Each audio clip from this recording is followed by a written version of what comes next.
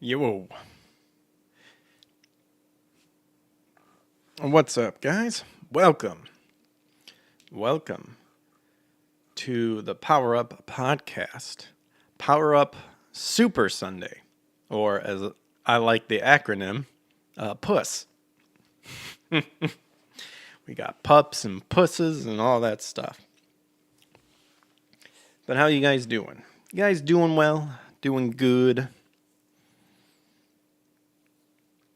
I'm doing all right. Joe says he'll be joining us, so that's cool. Sure, he'll get in here eventually. But yes, figured just do a little chill, see what has happened in the world of the entertainment and pop culture and all that fun stuff. See, last Sunday I saw the Super Mario Brothers movie, and I enjoyed it. I thought it was good. By no means a masterpiece. Uh, some stuff could have been a tad bit better, I personally think. Mostly for me, the pacing definitely was very off, and little nitpicking stuff here and there. I thought Bowser had too much Jack Black personality seeping through. I think that could have been toned back a little bit more. And as much as everyone was worried about, it wasn't that bad with Peach and everything. But there definitely was that what would you say? Like, not so much like a big girl boss like energy coming from her, but there were times where it was like, if you keep going with this, I'm going to get annoyed with it. And luckily they would like pull it back just enough. So not too bad. Other than that, like, let's see, the voice actress who did do Peach, I thought she could have, I mean, it sounded too much like her. But I actually praise Pratt and Charlie Day. I thought they actually did a really good job, that they really wanted to try to keep the Mario Brother aura, I guess from the games. So I thought they did a good job. That was the other thing too. I think definitely it should have been more of the brothers being involved overall, because it's always the thing. It's always like a balance of certain people, and that movie could have been balanced a little bit better. But I thought it was awesome for a video game movie. Definitely like the number one, and obviously by the ratings and stuff, it definitely deserves being considered the best video game based movie of all time. Subcast. Sadly, it was Peach that took the most attention. Yeah, that's the thing. That's what I was saying. Like, I do not understand. Like, as much as people may not like the old live action movie, um, at least that was actually the brothers.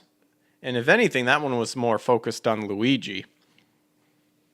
I don't get why they can't just focus on the brothers. But overall, it was like a really good movie. Hey, Brian, Peach was the worst voice in my opinion, but wasn't that bad. Oh, Seth Rogen was the worst.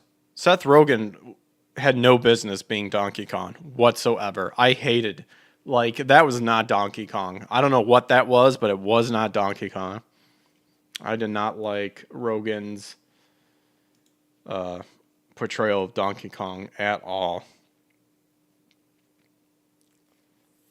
Let's see here. Let me see if I can find some like up to date stats of how the movie's doing. I was watching Dan Fan talk about her review, and it was enough to not want to watch the Mario movie. True enough, may, I may ham memory hold Seth. I may have memory hold Seth. Yeah, Seth. Yeah, he was not good. He was not worth being in there, as far as I'm concerned. But who is worth being of my time? is Joe. What's up? What up, homie? Whoa, a little bit crackly on my end. Well, what's it sound like, chat? Do I sound weird? Yeah, you're sounding robotish. Hmm. All right, give me just a minute. Yeah, sure. It's bad that they want to make a cinematic universe of Nintendo. It just depends on who like is involved, as far as I'm concerned.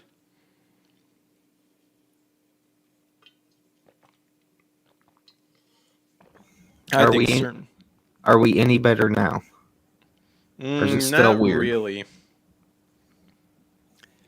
Chaos says you sound like your voice is Hmm. stuck in a blender. Let me jump out, and I'll try to jump back in. Yeah, you meant universe. Oh, I thought it was funny. I thought you were saying cuntiverse, which I thought was funny.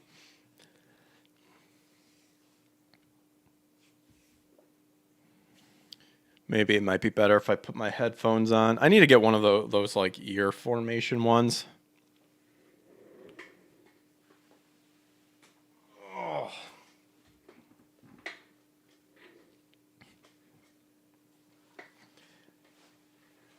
Ryan says, I wouldn't mind more good Nintendo IP movies, just no NCU.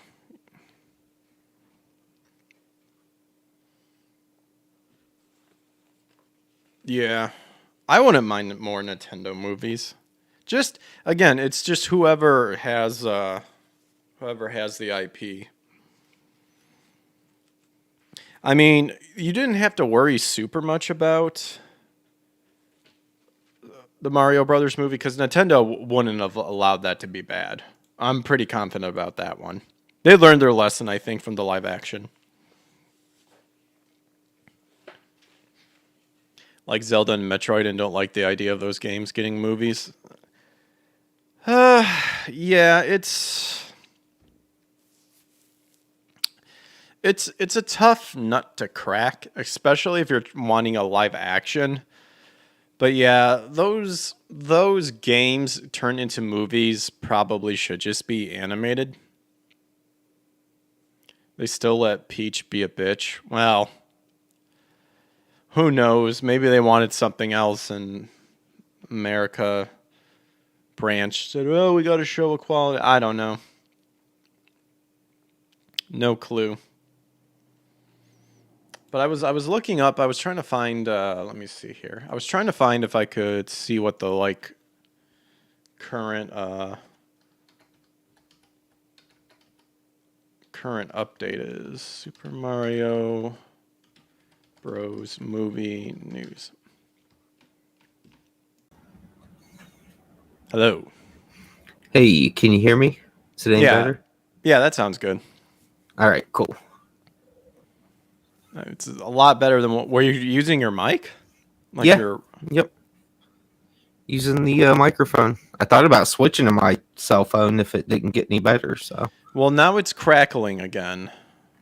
hmm. Like, I wonder if you're too close. Is this any better? Talk a little bit. Hey there, Greg. My name's John Joseph Ball. I Oh, draw I draw silly pictures. I mean, you're still crackling. I'm not exactly sure what the problem is. Well, if you're hearing it, then the chat probably is too. I'll just switch over to my phone and get by for now. We'll make Okay, do. All right. Sorry, brother. Give me just a minute. it's all good. It's all good. Okay, let's see.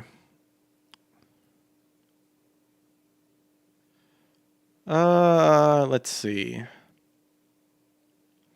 Oh, here's an IGN, but I hate IGN. Gold Derby? Let's see. This was just made today. Let's take a look at what this has to say. It says box office Super Mario Brothers crosses 300 million, wins second weekend as everything else disappoints. Ooh, nice. This sounds good.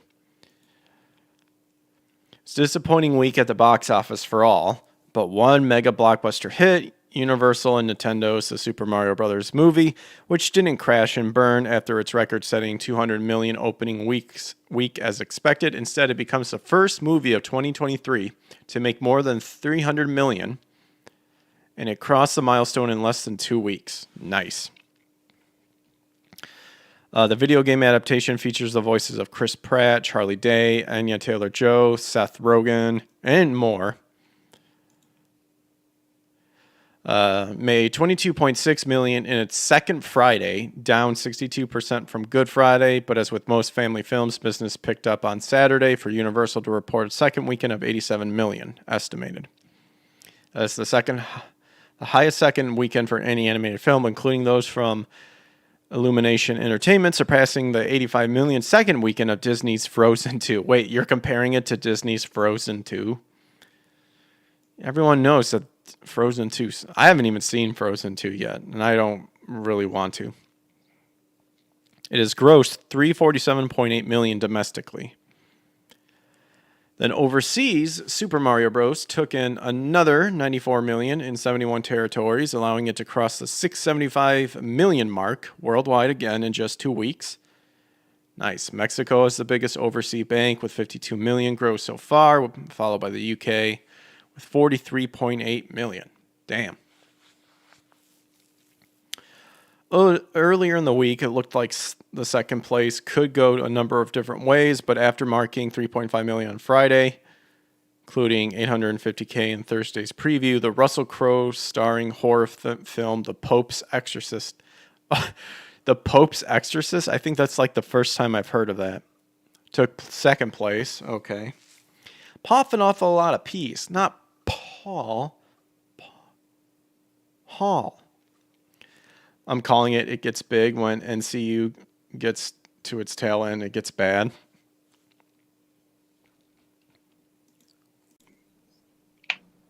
Hello. Welcome back. Hey. All right. Well, is this tolerable? Yeah, that's tolerable. Good. What are we reading here? What are we getting deep into?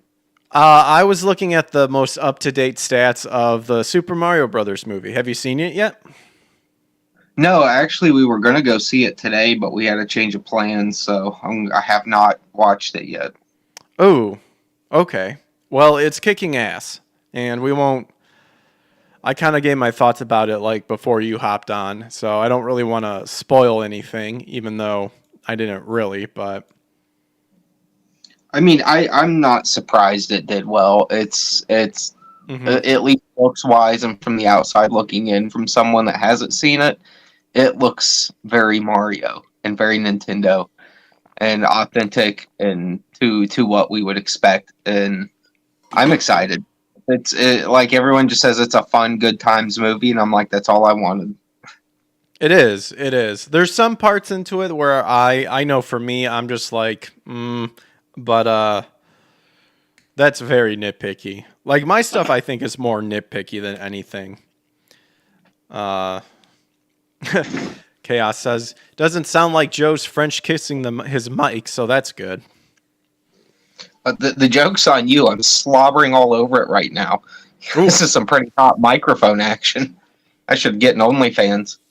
Oh, gosh. My goodness gracious. Let's see. According to this, because this is a most recent article, they're saying the Russell Crowe film is like taking second place of being the highest grossing movie. But Keanu Reeves' hit franchise sequel John Wick Chapter 4 continues to give the new movies a harder time as it dropped just 45 to an estimated 7.9 million. It's enough for it to remain in the third place for a second weekend. I actually still need to see John Wick Chapter 4. I did like the John Wick series. Everybody did, man. I've personally never seen them, but that's just because I'm like one of those guys that just heard about them after there were already like 2 or 3 of them, and I just haven't went back and watched them yet. But I hear good things. Yeah, definitely the first one is the best. Second one was good. Third one was okay. You know, it's I don't think it suffers terribly from your trilogy or, you know, your sequel based movies where it gets worse each time. But I am Yeah. curious to see what chapter 4 is and how they handled it. I know, I mean, if you hold Lofty's opinion about anything, he kind of went down. He kind of was saying, yeah, the first one's still like the best and then the other ones, but he said he liked them overall. Well, that's good. I mean, the catch with Lofty is like he's going to take a lot of things into consideration other people won't if the story as a whole just doesn't hold up. Like, you know, he can find reasons to like some things that aren't great as a whole, but maybe had a few redeeming factors. And vice versa, we're all kind of like that with certain things where we can find some admirable attributes, but ultimately there's also times when you got to just say a turd's a turd. Like, you know, Oh so, yeah. you know, it's, but he Eh, knows about a lot of good stuff. That's the catch. If I need like movie suggestions and I give him like, hey, I'm looking for stuff that's weird, interesting, kind of makes sense, but not really. He'll send me like a list of like some of the weirdest fucking foreign films you've ever seen, and they're all great. They're all insanely good. I'm always like, dude, the guy knows his stuff. He can definitely. He always sends me in the right direction. So, yes. but, Speaking you know, of insane foreign stuff, I have been reading Berserk. oh my lord, how I've deep I into it are you? I finally started reading it. How deep am I in? I am at the part. Let me see. I am at the part where they just talk to the witch apprentice and the witch in the forest. What's your print? So you're pretty deep in then. Yeah, I'm pretty deep in. Let me see what chapter this is. Let's see. Yeah, I'm on like chapter 203. Yeah, I was gonna say you're getting uh close to being what would be considered caught up. You still have some pretty messed up shit in front of you yet, but you Oh, I'm read Berserk. sure. You read enough to know. Oh, dude, like everything was insane. Like a lot of graping that I'm just like, oh my gosh, it just never ends. But like, it's to be expected during that wartime where insanity is just happening all over the place. Yeah, yeah. And then I mean, and that kind of, I'm kind of interesting. We have a Shaney in Shut me in the the house. in the chat. You know what? I'll be nice. Let me see here. Wait, wait a minute. I don't know the difference between the two. I'm gonna give you this one. I I have upgraded you. Joe summoned you. Yes, he's a summoner of things. But I put the claw in the air. oh, okay. Summon, summon them. Yeah, I didn't. I have authority. You do. I gave you mod status. Very rarely. Some I people have were authority. upset. What? I have authority. It's like Authority. Yeah, like Cartman asks it like it's the most sincere question he's ever asked. yeah. The very early South Park of respect my authority, and then the one where he becomes a hallway monitor and acts like Dog the Bounty Hunter. Dude, I love that episode. Dude, It's it's so so good. I love the song that he sings. I've got some badass guys to help me. Only yeah. had to pay them $15. Mm. Yeah, but it said there's a standard moderator and then something else called a managing moderator. Have no idea. Chaos says I was just bullying Greg for shits and giggles, and he gives me mod status. Yep, I'm a nice guy. I give mod status to people, except to one person who got really mad when I took it away from him. I bet you can't guess who it was. Does his name start with an R? It does, and ends in attarded. No, I'm just kidding. Yeah.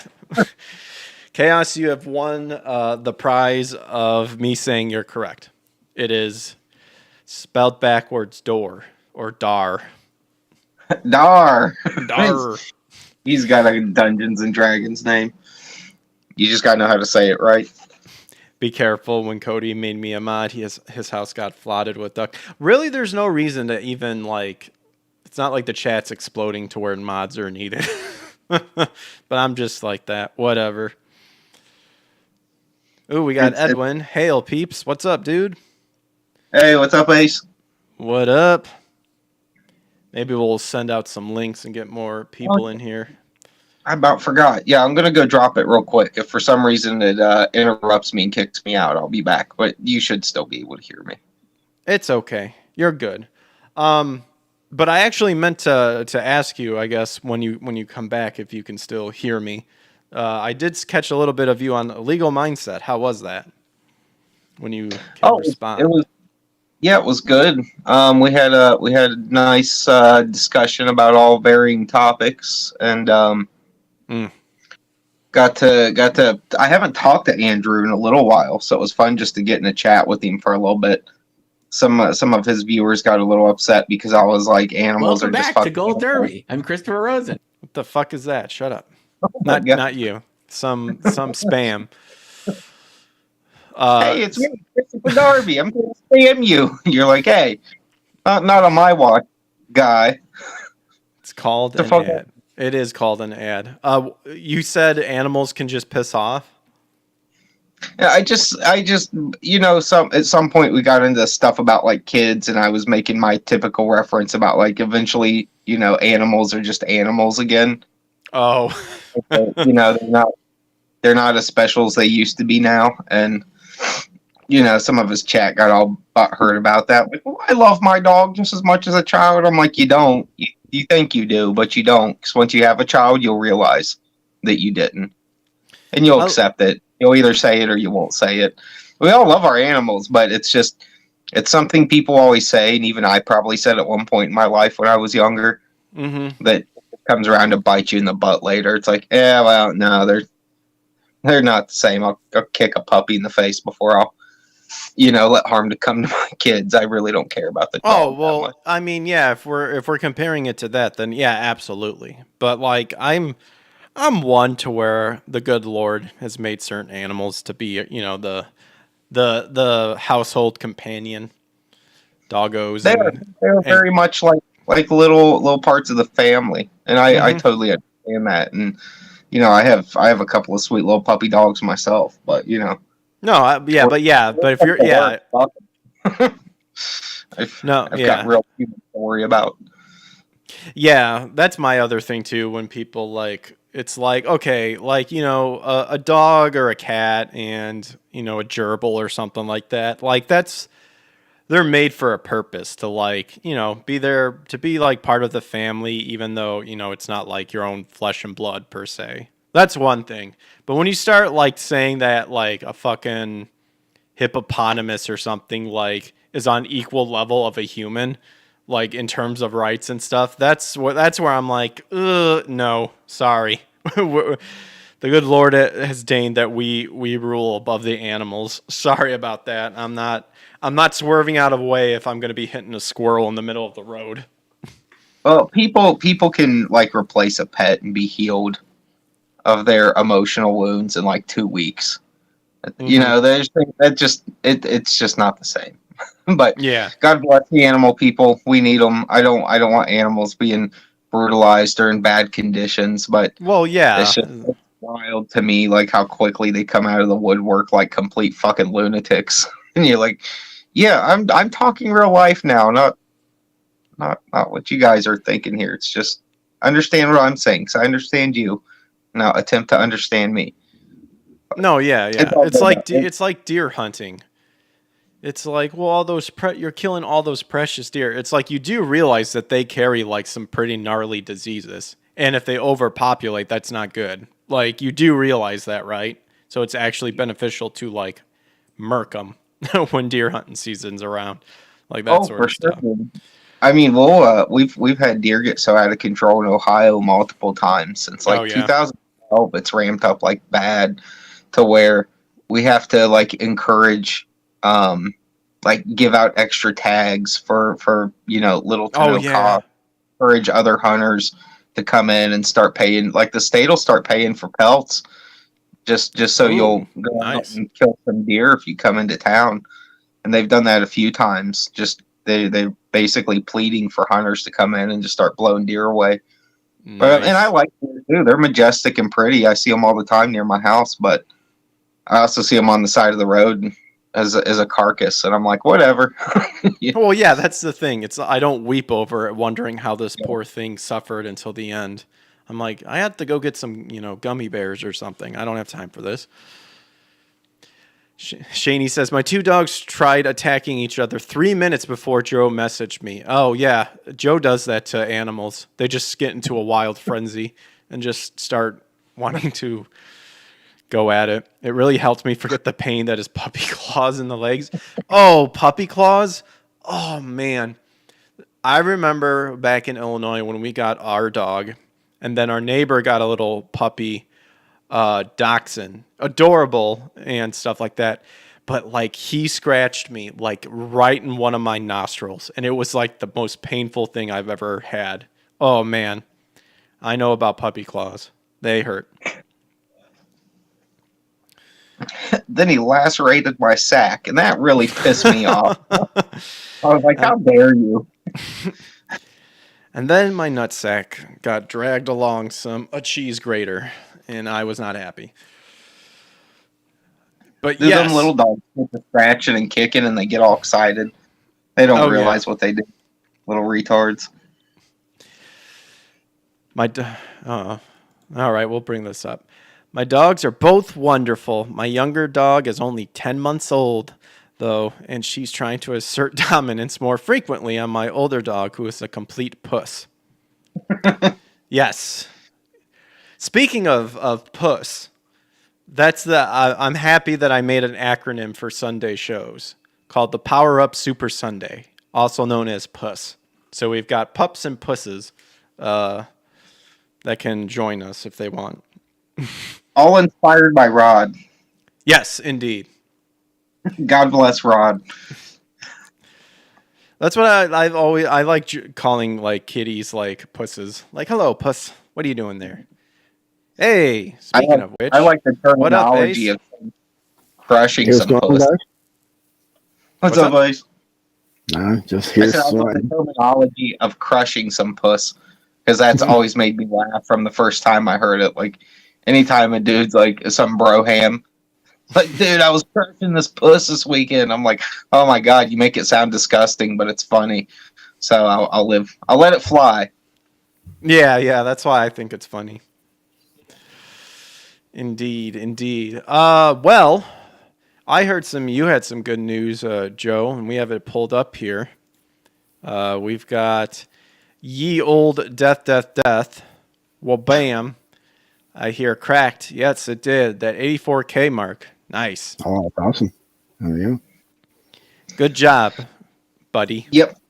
Thank you. Good. We got throttled a little bit over on Legal Mindset show. Nice. There's one thing I have realized is, and I'll have to warn people about this in the future because it didn't occur to me till like just these last few shows, is when people put like the name of my comic book in the title of their stream, it kills it. Like notifications don't go out. The live stream viewers, like a lot of people don't even know there's a stream happening.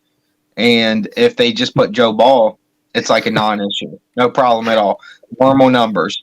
So, like, that's something too where he realized it, like, right towards the end of the show. He's like, dude, it's because we put the word death 3 times in all caps in the title.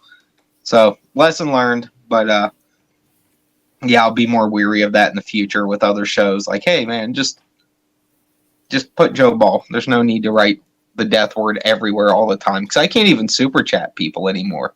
Like, no matter how many ways I finagle and rewrite that super chat, if them 3 words are in it, it never goes through. I don't see what the problem is with just saying death. Oh, and speaking of super chats, YouTube can still go fuck itself. I'm just saying that right now. Right now. No, Greg, Susan, I know you're out there. Greg loves you. He's just playing hard to get. He doesn't want Susan got let go because she was a bitch. Susan, come back. We need you back, Susan. Susan, what with Jiskity, whatever her name is. Play the duck gif I have. The duck gif. Oh, the pigeon gift. Oh yeah, with YouTube. Yeah, Huh. Go yourself. there you go. That one. Good old pigeon from Mike Tyson Mysteries, if I can talk. A show I would highly recommend to all of you out there. A show that never got the love it deserved. And I'd like to think that I spiked that sucker up to more people out there in the internet abyss, because when people learned that Norm Macdonald voiced Pigeon, I think I opened up another doorway for the Norm Macdonald lovers out there, which is funny because I did like the best of Pigeon compilation videos that you can find on YouTube, and they would get copyright claimed, which I didn't care. It's like, whatever. I knew that was going to happen, and then and then they started blocking it worldwide. So I would dispute it, and I would straight up just be like, look, I'm just using this to like tell people that the show's around, because I think like you did not a good job like showing it, Adult Swim. And so I'm like, I just write this big thing, like, I don't care, like, you can copyright claim it all you want. And for a while, like, Warner Brothers would actually take down the worldwide copy strike. They would leave it up. And I was like, yeah. And then they started not doing that anymore when I tried doing the best of Mike Tyson stuff. It was a good show, though. It was one of those shows where, like, Adult Swim was still fun when it happened. You know, like, we hadn't seen the decline yet. But it is surprising how under the radar it went. You know, like, so many Adult Swim people can remember Family Guy and, Inuyasha better than Mike Tyson Mysteries, which is odd. I remember hearing, like, seeing commercials about it, and I remember watching the first episode, and something about it just didn't click with me, or I didn't give it enough attention. And then later, I watched it again for some weird reason, and I just laughed my ass off. So I was like, I don't know what happened, but a lot of people, like, in the comments are like, I had no idea the show exists, and I'm upset because I would have watched this if I knew. And I was like, well, at least you can see the videos. Yeah. Oh yeah, Shaney. Yeah, when Doug TenNapel was on the show, he talked about Christianity, and Rod got extra salty that day. He left like a paragraph, like comments times 2, like once the show was over. It was funny. But also, thank you for gifting a Powerhead Greg membership over on YouTube. And anybody on YouTube, I may not have super chats, but I have pinned up there just another way to like give tips if interested. If anything, it's funny because YouTube wouldn't get a share of it. So I think it would be funny. But we're trying to get that situated out, which hopefully we will. But anyway, Edwin, how's it going, man? What's up with you? I'm good, man. How are you? Not much, man. Just here sweating. We're dying. It's hot as hell over here. So. You have no AC or fans? We do. Just it'll be super loud. I get you. Well, that's very considerate if you were thinking of the show. And I would say to you, if you were over here, it would be nice and quiet and cool. So that's the best love I can give at the moment. I don't know. But how's your backing going? I don't really have anything up currently yet. You have the sign up for Raid of the White Leopard book 1, which is gonna launch on April 28th. There you go. So right now it's just about kind of getting the book out there, spreading the word, that kind of stuff. Yeah, let me see if I can find it here real quick. Raid of the White Leopard. It's a comic book about crazy-ass white folk. Well, I keep like I love that picture. Here we go. I got it. I think this is this is it. Let me pull it over. Man, I have another monitor like sitting below, but I have to get this adapter because it's not an HDMI output, but it looks like an HDMI output. I forget what it's called. But yeah, but then I need to find room to like get a third monitor put up. But yeah, we have Joe's Death Death Death. Go check it out. It's baller. Just keep going. Thank you. It's going to be a hoot and a holler. And then we've got what Edwin was talking about right here. Raid of the White Leopard. Look at that calligraphy. It's amazing. I love it. Display port. Yes. Wait, I got distracted. Where was the other platform you're streaming on, Greg? Oh, yeah, Power Up Podcast. I do YouTube and Rumble. I'm dabbling with the idea of maybe putting it up on Kick too, which is like the Twitch alternative that everyone's going to now, because Twitch fucks over their shares with creators because they don't care. But but what else is new with platforms like that? But we've got Raid of the White Leopard, book 1. Is this the right website, Edwin Malchi? Yep, this is the mailing list. Yep. Okay. Mail. Okay. If I could actually is on fundmycomic.com. Oh, okay. Yeah, if I could actually read and went to school, I would have realized that it said mail and not however I pronounced it. But yeah, look at that sweet ass artwork. Red hair people always winning. We always stab through people's throats. You gotta be thorough. Be stabbing throats. Yep. Gotta be thorough. We gotta be thorough. Just embrace that inner Viking. Right. But yeah, mail-in list. I mean, look at that. That just very beautiful. Definitely something that I'll be checking out as well. So yeah, sign up for the mailing list, guys, and help get this sucker launched as well. We got Friday, April 28th. Ooh, that's coming up. Live on Michael Bancroft's YouTube channel. So yeah, there you go. It's gonna be fun. There Hopefully you go. everything goes smoothly because it's already automated. So oh, okay. we'll see. We'll see when 9:15 hits. What happens, but it's gonna be fun. Brian says we can see through their souls. Exactly. We need a good hole puncture for the soul to seep out so we can absorb it. So we just stab through the throat.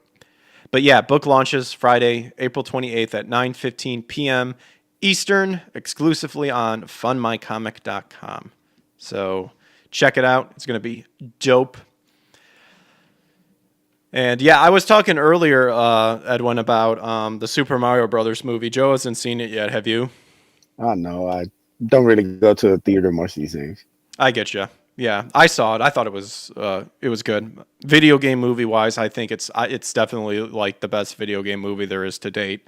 As a straight movie, I'd probably give it I gave it like a 7 out of 10.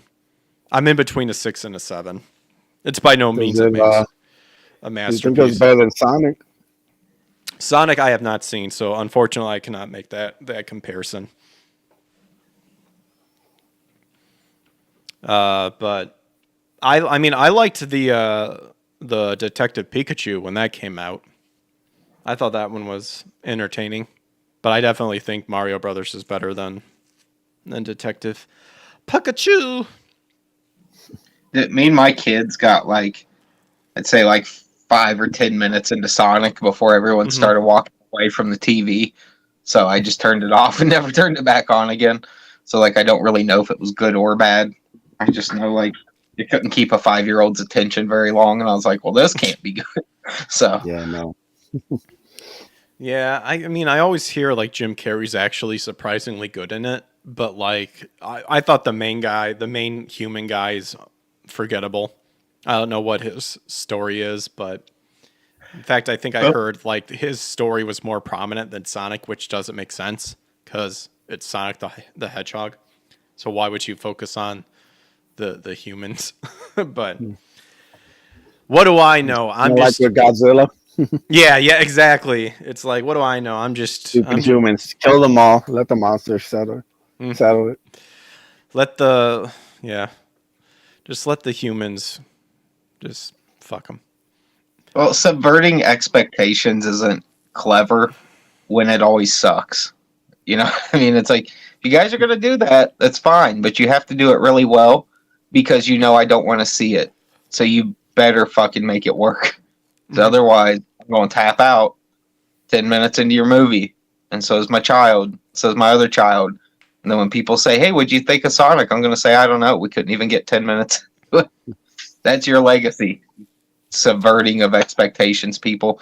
Like, I remember when like Force Awakens was like tolerable initially to most people because we didn't know how bad it was going to get yet. Yeah. And by time they did like Princess Leia, Mary Poppins float through space thing, like I remember like that was like the linchpin moment where I was like, dude, like I was about to yell at my friends that said it was okay. Like, I was getting ready to hop on my phone and be like, motherfucker, you said this was okay. This is retarded. Like, I've been irritated from the minute I turned this fucking movie on. And now we see this. Like, I'll be honest, I got mad at some people that were like, it's okay. Like, no, was it? You goddamn dirty liar. You're just trying to trick me into wasting my time.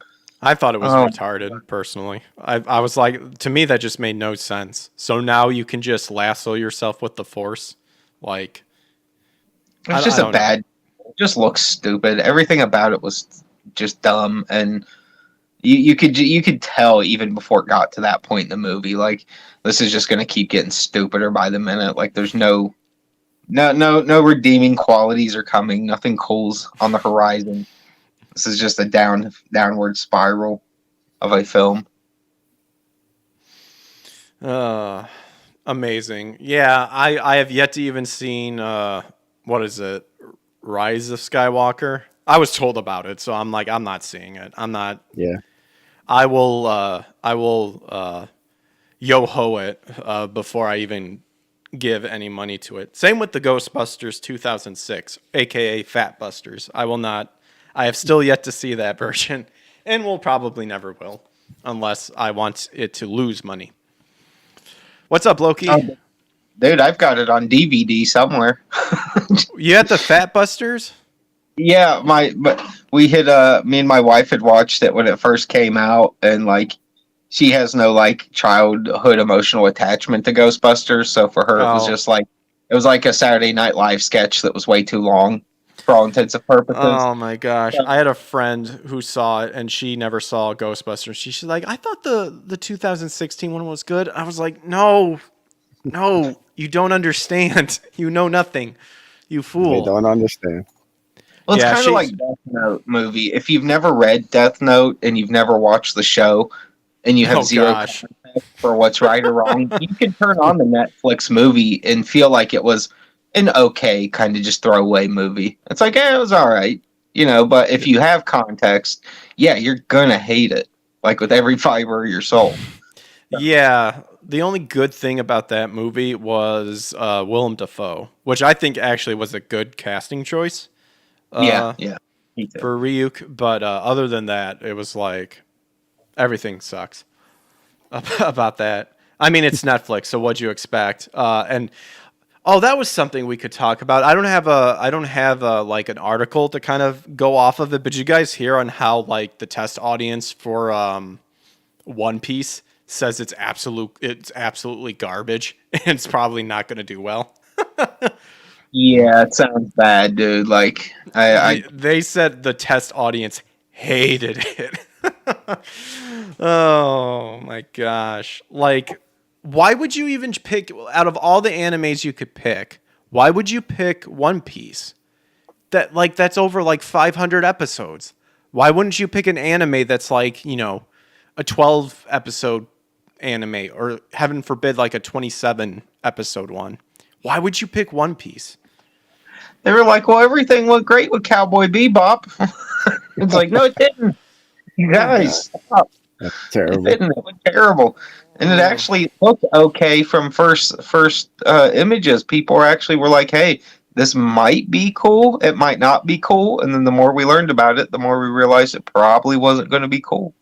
But with this yeah, like Piece is like dead on arrival, you know. Fine, Chaos. He had to correct me. He's claiming it's over 1,000 to be precise. I guess episodes. You know what I meant. I heard it's over 1 million now. They just made like 6 million episodes like last year. The year before that, like the creator made like 17 trillion manga. These Japanese people's work ethic is off the chains. I don't know how they do it. It's out of control, man. Just the power. Someone get a handle on these Japs. They're putting us to shame here, you know. Just Well, I do know key animators get paid shit. Maybe that got changed. So, but yeah, their work ethic is insane. Hopefully, but of course that also sadly drives to the suicide rate a little bit, I think, as well, as they just get too stressed out. But hopefully they're just genetically predisposed to kill themselves. It's it's the sheepdog thing. A farmer had to keep training dogs to herd sheep, and eventually he didn't have to train them anymore. They just came out knowing their job with no training required. The poor Japanese have it's just something in them, man, where they're predisposed. They will have to fight those urges harder than me or you might have to over the same exact circumstance. Just like people like I'm predisposed to smoke cigarettes because so many people in my family are just habitual tobacco people that at this point, like if you touch one as a youth, you're fucked. Like it's going to be twice as hard for me to quit than a normal person whose family just were never big smokers. I see you chain smoke like a freak whenever you're on the no idea. show. This guy's just a machine. Yeah, just parts cigarettes, you know. Mm-hmm. Like it's in his DNA now, you know. It's like food. Yeah. Oh man, I miss food too because I'm still on keto. I'm gonna be starting a new scheduling.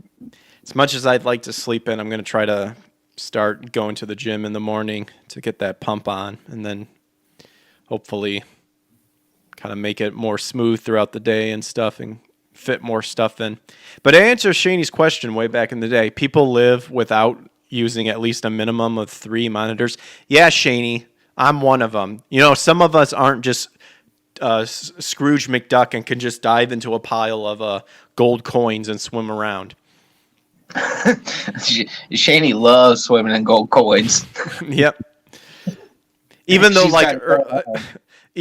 earlier in the stream I clearly stated that I have a third monitor just sitting right next to me, just not hooked up. So, but I got that for free, so I can't yell at you too much. A former Konami smash it right now. Ginger smash the monitor and entertain the people. No, don't break your monitor. I'm kidding. But if you get really mad, it's there, you know.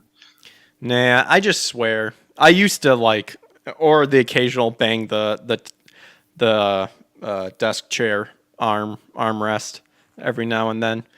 Just watch me play any Dark Souls game, and you'll see me get really, really mad. Maybe drop like a Ric Flair elbow on an invisible person. Like there's no one there. You're just dropping elbows on them, like straight brutalizing people that aren't there. I used to be a smoker when I was a bartender because it gave me an excuse to break away from people. Oh yeah, my friend Eric, he used to be a waiter and stuff like that. Yeah, that's what waiters and bartenders do all the time. Just to get away from customers. So completely understand that. Okay, first of all, my screens are provided by my job, so shush. Well, you know what? Lucky you. So, but yeah, some of the topics, and if anybody has anything else they want to talk about, we can talk about as well. I was trying to get Mess on the show because I know Mess was really salty about the Blue Beetle with that Batman fascist comment they make in there. Yeah, that was pretty tacky on Warner Brothers' part. I don't get it at all. I think can we talk about Berserk? Shaney, if you were here right in the beginning of the show, we already talked about it, but we can talk about it again, just for you. I'll be nice. Well, check this out, Greg. You had to have appreciated this, and I know you've already read this part. Yeah. Without giving the whole premise of it away to people that might still read it yet. During the what would you call it? It was the story arc that was kind of a spoof off of the Vatican era people that were just going around and brutalizing people, kind of like the Inquisition. Dude, that was disgusting. Yeah, it was. That's probably one of the harshest stories I've read out of the whole book. But how about the part where Guts drops in on the Satan worship party and literally chases the devil down and kills his ass? Like it's a Baphomet devil with like the snake penis and the that was hilarious. All the way through, like I'm killing that motherfucker. Like he just kept on chasing him. Like I'm getting that some bitch. He looks weird. Oh, dude, that was insane. I especially loved it how when like that dramatic entrance comes in, he immediately like cuts off his penis. I was like, I love it. I was like, oh my gosh, this is insane. Oh yeah, that one was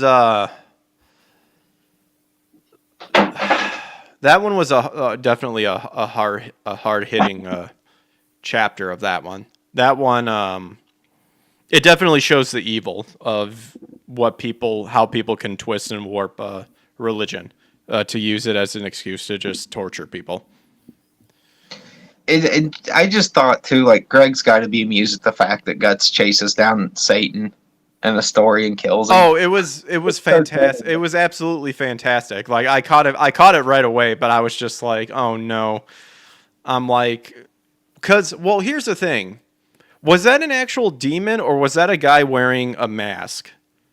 They kind of insinuate a little bit of both, but I think it was ultimately, or some kind of satanic creature. With the amount of apostles that were already starting to show up at that point. Yeah, I thought it was like a premise of a being, and then when all stuff started going crazy, that influence ultimately took over and then created him into like a disgusting creature. It was wild how accurate it was, though. If you look at like all the occultic lore and the kind of weirdo shit that they like to do, I was like, it's so fitting. Like even Devilman got that part right, like how the occult people suck you into their their little world. And I really liked what you said on Legal Mindsets show about how like Berserk is not only drawn well, and I can definitely tell now by reading it like where you get your detail and why people are saying Death looks like Berserk because of the amount of detail into it. But also the story as well of like this is like your medieval supernatural like version, you could say, more medieval-ish of like Ava, of like real life like hitting you to where like a lot of these people that you meet are not good people, even if the story is kind of guiding them in the way to where they're considered the protagonist and you think of a protagonist as someone who's good, but they're not, sort of thing. I really like how like Berserk is just like all of these people are like legit scumbags. Like you really shouldn't be around them, but like you're just captivated by their story. Yeah, well, too, it's strange too because it's that gray area thing where a character's not bad, but they get put in situations where they do something bad that they either intentionally did or did not mean to do, and it messes with the reader when they see it happen. You know, it's and I won't give too much away here, but you know when the part where. It was when it was prior to Griffith being locked away, you know, for that year, where Guts goes on his assassination mission and accidentally kills the wrong person, and it's shocking even to the reader when you turn the page and see the person he accidentally kills. Oh yeah. You're like, oh no, you literally feel it in your soul. You're like, oh shit, no, Guts. Yeah, that wasn't part of the plan. Hi, yeah. Have you read Berserk, Edwin? No, Joe and Passion keep trying to convince me to read it. Maybe one day, but not yet. Well, now you have a third person to go read it, telling you now to go Yeah. read it because I'm enjoying it right now. It's Wait, it's whack in the best way possible. let's see. Does that mean? Wait, what are you talking about, Chaos? Does that mean you're a redhead like me? I mean, you can tell I'm a redhead. He's at least a red chinned and jaw-lined. So there's still that. Yep. See, I got ginger facial hair, but dark brown hair on top of my head. It doesn't make any sense. And then when it gets warm out, I'll bleach it, and I'll look like a surfer dude till summer's over. Oh, Chaos asked if you were Irish and asked if you were redhead. Oh, okay. Wait, you were. Fun You were fact: wait, what Edward's is actually Irish. what? I'm kidding. Oh, He's Puerto Rican to the max. Oh. He's not Irish at all. wait, I gotta know now, Shaney. What is restoring your couch? What does that mean? I was restoring my couch, and the moment I finally sat down, bam, Joe notification. What does restoring your couch mean? Like, Well, see, if you've read Harry Potter through a series of magical spells, oh, I getcha. you can take an obliterated couch and make it brand new again. She was probably trying to swim out of her bank vault full of gold coins to get into her Well, couch. apparently Shaney's being a rather holding those coins close to the chest because she said she got your couch for $50 off offer up. Dude, that ain't bad. That's a good deal for any kind of couch. Yeah, very, very true. Yeah, better than the deal I got. But yeah, we've got some topics. I did see your topic, Loki, about they had the one school declaring the assassination class manga, demanding it get banned because it promotes violence. It's the same stupid shit that they try to pull with video games and stuff like that. It's the same fucking garbage they pull over and over again, and the studies have shown so many times that it's not that. It's the person themselves. Yeah. They try to do it with school shootings. They try to do it with the recent one where their video games are inherently sexist when the most recent study said no, not even remotely close. They just need a boogeyman, you know. If it's first it was music, then it was TV, then it was movies, then it's video games. Now it's TikTok or whatever. They're always gonna blame something else aside from our society and people. So. I blame Rod. I think it's Rod's fault all these kids are crazy. Poor Rod. He was such a lovable man and then just gone. He can't even be here to defend himself. Gone like the wind. Frankly, my Rod, I don't give gosh. Oh no, don't even go there with that. But this is an article that caught my eye. That's a part of what the title is, and I'm curious what you guys think as well. So, and because I'm more curious of the fact of I don't get what the purpose is, like what their end all game is. I think Yellow Flash may have mentioned something about this, but apparently Sega is wanting to acquire Angry Birds, and they're willing to pay up to like $100 billion for it. What? Yeah, and I have no idea, like, why? Like, what's the purpose? Nobody's even brought up Angry Birds in like 8 years. Yeah, it says they're attempting to acquire Angry Birds, the developer of Rovio. Well, okay. Well, damn it, Niche Gamer. You make it sound like they wanted Angry Birds, but then down here you're saying it's really Rovio. Does anyone know what developer Rovio has done aside from Angry Birds? Like, I have no idea. No, but I mean, I guess I can see that. Maybe if this developer has other games under their belt that have done well. Angry Birds is obviously done well. It's just not like a big deal anymore. I remember when it first came out. I messed around with it, but then after a while, I'm like, it's done. Angry Birds is a trash game. Says Chaos. It's trash, but yet it's addicting enough, like, to do it. It's the same thing like with Flappy Bird.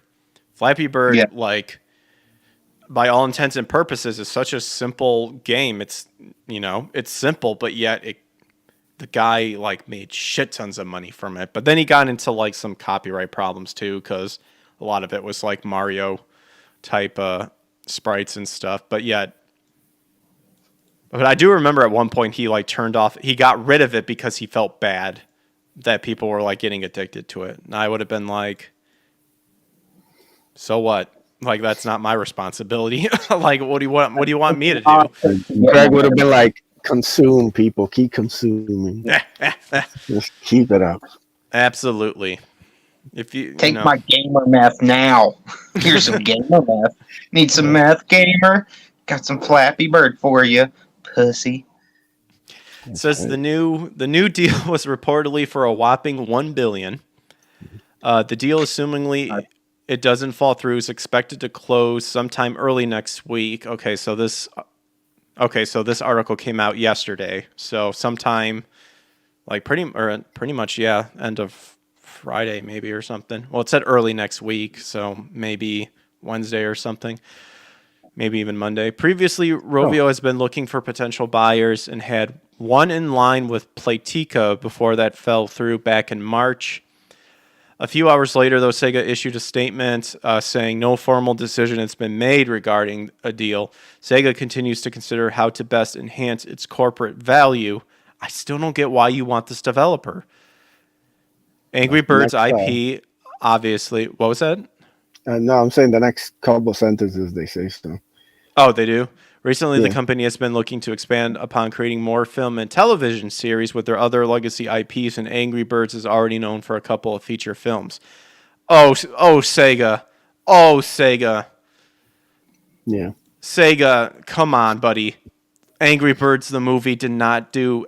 The best you did was that you heard Angry Birds was being made into a movie, and then no one else cared after that. The only other info I got about the Angry Birds movie was, I think, one of the people from Smosh, the YouTube group, like voiced one of the birds. Oh, Sega, $1 billion for this, so you can possibly make more Angry Birds. Oh boy. The acquisition would also help Sega continue on their plans to develop more in the mobile space. Well, obviously, where they already have published titles such as their Hatsune Miku rhythm games. Funnily, niche. You mean funny enough? I never heard of funnily enough. Sega's own popular mascot Sonic did have a crossover event with Angry Birds Epic a long time ago. Let me put the emphasis on a long time ago. Because Sega, boo, my boo. I think you're making a terrible mistake. I don't see any reason why. But I guess if you have the money, I don't know. I think that sounds pretty. Considering like the Sonic movies, I guess did okay. I don't know why they would be looking to buy an IP of something that didn't exactly do well. So yeah, I agree with you, Edwin. I have no idea. I think this is a terrible move. I truly do. If this is all just your way of like trying to step into more of the mobile sort of thing, then why like go after like what is it, Genshin Impact or something like that? I don't know. Unless that's owned by something else. I don't know. I think if the number that they're paying for it wasn't so extreme, we would look at it differently. It's just the price tag sounds out of this world for what they're getting. This picture is the picture of Yamcha when the Cyberman explodes, but they edited it. Let me see if I can scroll down. Where was it? There it is. Poor Yamcha. There's the Cyberman arm. Okay, that caught my eye, and I'm like, I can't enhance that picture. I want to know what they photoshopped in there to be. Oh yeah, I still need to play the Resident Evil 4 remake. Owlet from Pokemon. Oh, is that what it was? Okay. My Pokemon lore is not very advanced. Yeah, I have no idea what they're thinking of. And then Chaos Smash. Oh, fine. We'll read that one. Because you want to know about an ex-Konami employee charged with attempted murder by bashing someone's head in with a fire hydrant, apparently. It was Kojima, wasn't it? He got mad, yeah. Kojima had enough. He wanted Metal Gear 46, and they said nope. Hey, I would have accepted it. I would have snapped too. All right, so Konami employee charged with attempted murder for attack on former boss. In a stunning turn of events, an employee for Konami has been arrested and charged with attempted murder.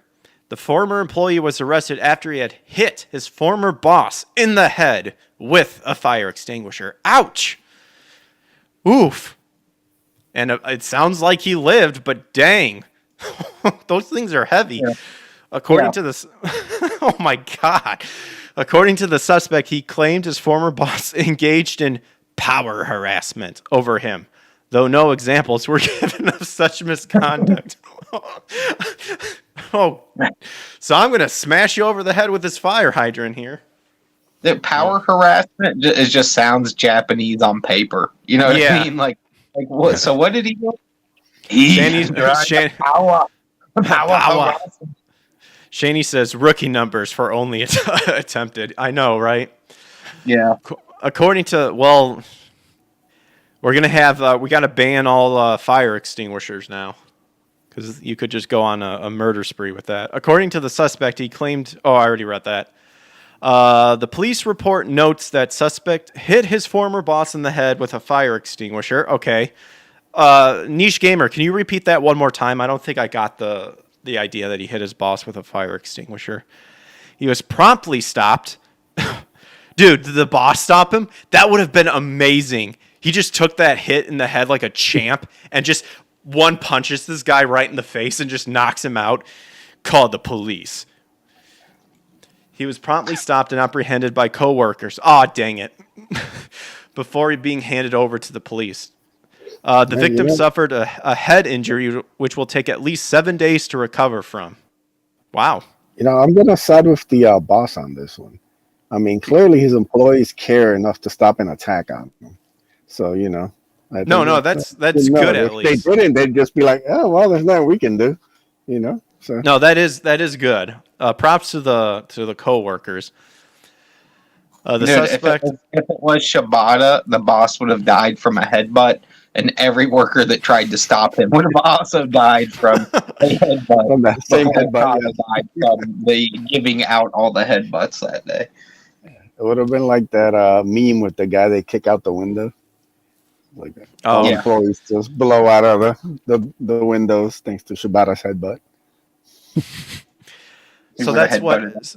So every conglomerate corporation over in Japan, they don't need armed guards. They just need wrestlers. That'll headbutt people and throw them out windows. That'd be dope. Look, the suspect Ishii just send out brain busters to any complaining employee worker. He's the HR of Japan. Some buff Japanese guy comes up behind you and grabs your shoulder and kind of shakes it too hard to where it hurts and go, "So I hear you having a hard time with the boss, eh?" Crack you with a headbutt. That's it. There's nothing else. Did you guys ever see back in the day, like the big meme? Not really a meme, but like I can't think of the word.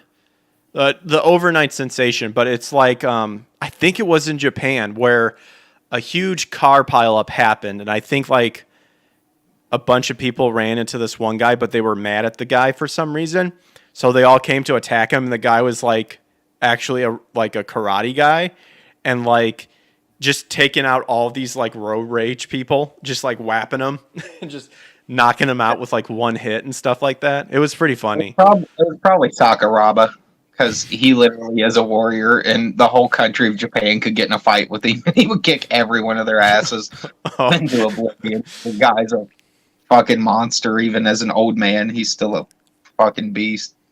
Wait, someone said he should have gone for a fire axe. Wait, who said that? Like one of the employees? Must have been the other depressed one around the water cooler. The boss probably like, next time I use an axe, a pussy. Do I still have the footage of the karate guy? I might be able to find it. Let's see. Let's finish this real quick. The suspect allegedly filed a complaint with Konami on the matter, where the company found no evidence of wrongdoing, but did transfer him to a different team in August of 2020.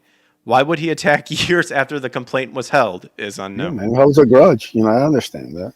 Yeah, those Japanese, they do like to hold grudges. Grudges are cool. Yeah, I love watching dash cam footages on YouTube. Oh, Instant Karma. Those are like the best ones with dash cam. Instant Karma with that involves dash cam footages. They're amazing. Just some jackass cutting someone off and then writing down later, see that guy just in a car wreck. So funny. So funny. Just humans at their worst until they find out they're being filmed and suddenly no one remembers their insurance info. That's right. Insurance is a scam. Morality is an illusion. Nietzsche was right. Let me see if I can find that. Let's see. Karate guy. Road rage. Ace, what if it turns out it's Monroe Suzuki? Gets out of the tiny car and just puts on his like goofy socks and just starts chopping the hell out of everyone he comes across. Yeah, that's definitely he's the one guy who would do that. He would just stand in the middle and be like, "Come." The helicopter news team would be screaming like Japanese commentators. Yeah, we need the commentators. Yeah. They pop up out of nowhere. halfway during the battle, they just pop up and start calling the action. Screaming and yelling the whole time. I love Greg, we got to get you watching some Japanese wrestling, because there ain't nothing better than Japanese wrestling commentators. Because commentators the best. Yeah, they're so passionate. You have no clue what they're saying, but they are screaming and yelling the entire match. Like, even if you don't understand anything, like when they're selling it and they're just screaming and super into it, you'll be like, wow, this feels epic. I don't even know what's going on, but these guys are convincing. Hey, B.A. Turner, what's up? Yo, B.A., what up? Sign up for, what was that? Vigilant? Sign up for Vigilance Creed on Indiegogo. Yes. Is his full name. I don't know what it is, but I'll say check it out. Yeah, it's a comic book I believe he's working on. Nice. Yeah, look-see. BA's a good dude. He's a long-time supporter of many projects and a creative himself. Nice. And here I am just trying to find this specific clip. I know exactly what it looks like. And like the minute I see it, I know it's the one. But like, it's like trying to find it. It may be futile. I'm seeing a bunch of other apparently guys whooping some ass. But not the one I'm thinking of. I would send you some crazy New Japan clips, but they will strike your channel like instantly. Yeah. Oh, they don't play around with that. Yeah, I know that. I did some Dragon Ball Z like not best of compilation videos, but like Dragon Ball Z like my top favorite villains or villain's death. And yeah, they struck that shit down. I'm just like, come on. I'm even commentating on it. It's fair use. Whatever. I'll try to find it. Japanese and their copyright fucking craziness, dude. It doesn't matter who explains to them, like, you're hurting things with fans. They're like, don't care, we own it. Fuck you. It's like, all right, whatever, dude. We're trying to be helpful here and give you money. Vigilance. It's vigilantes, you mook. Here's Greg just over here being. All right. Some people are gonna get their mod status taken away. They keep. Oh yeah. They keep. They'll be demoted back to rod status. Oh no, you can't do that to Shani. She's a patron saint at this point.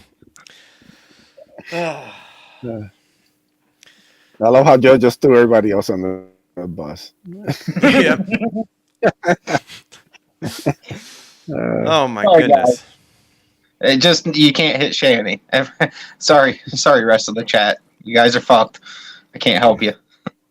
All right, this one's a rather long one, but obviously we all know the Disney's version of the Little Mermaid. The biggest, thing is everyone's saying you're race swapping for no reason, and then of course the opposition declares that everyone's just a bunch of racists. But now we have something interesting because now we have something of another type of race swapping, where now we have a supposed live action of Lilo and Stitch being made. And now people are upset about that because they didn't pick a true Hawaiian people. Oh, shit. Ace, as a Samoan, how do you feel about this? Look, stop using my people as a shield or something. Or something. Yeah. Yeah, no, it's just ridiculous. The hypocrisy just knows no bounds. Every time out we see it. But who wants to see a live action? Like, come on, man. Stop it. That's the funny thing, is a lot of this stuff doesn't even it could be made live action, but they suck at it so bad. It's it's just stick to animation. That's what you're known for. Just stick with it. Well, it's weird too, because they gave everyone the impression when they first started these live actions of our classic animated films as they gave us the impression we were just going to get the animated film, pretty authentic, brought to live action. So let's be honest, that's all people wanted. We weren't looking for some reimagined, anything. We just wanted to see the same exact movie, but with real people and good graphics. And instead, what we get is cheap, ugly, shitty, rush-looking live action movies with bad acting, weird choices, weird historical inaccuracies. And I know they're fictional stories, but it's to a silly point, when you have like a black dude with a white wig on in a French library as a librarian in a time where he would have definitely not held that role.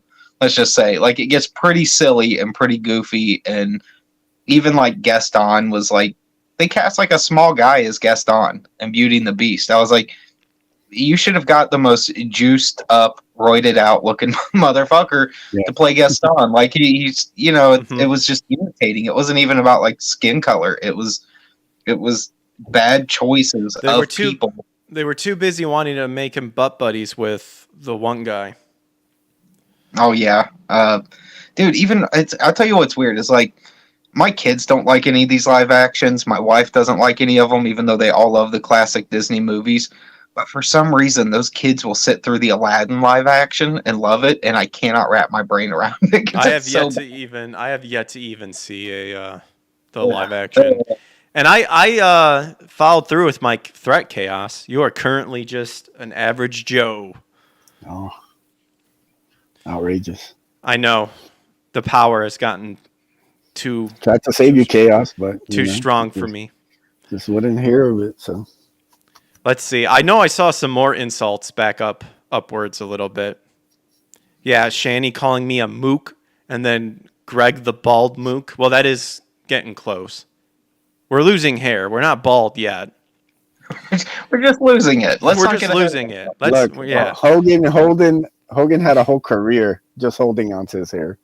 The Hulkster is one of the greatest humans of all time. Yeah. Couple strands left. That's all. He still pushed it. So. What's so special if the mod set is anything? The chat isn't big enough to even need mods, to be honest.